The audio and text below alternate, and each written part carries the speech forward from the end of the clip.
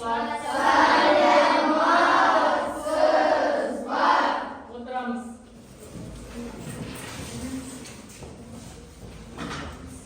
Оқушылар, бүгінгі сабағымызды бастаймыз, иә? Бүгінгі сабағымыз пайызға байланысты мәтінді есептер. Біз неше күннен бері пайызды өтіп жатырмыз, иә? Уже түсініп алдық бәрін. Пайыз туралы қандай тақырыпта өттік біз? Проценттер.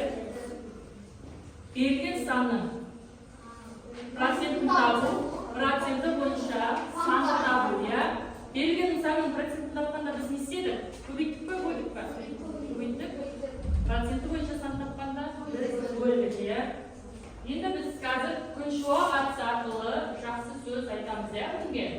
Бүгінгі күндеріміз мейірімді болсын, әсем болсын,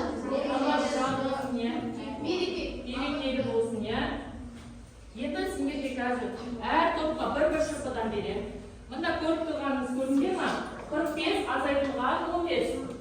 Соның жауабы 100 шығу керек. 45 азайтылған 15 кейін 100 деп жазамыз, иә? Жылдамдап жазды.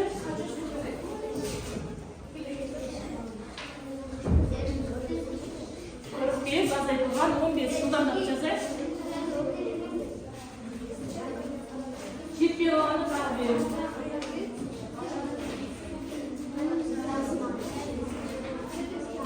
45 азайтылған 15 тең 100 теңге.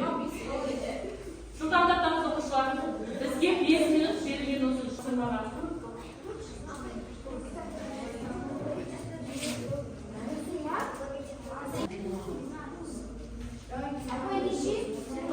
Азайтылған 15 тең 100. 100-ге не қылып мына үлкен қол ашыңдар, себебі мына 100-ге сыймай қалады. Оқушылар орын қалсын 100-ді қоюға.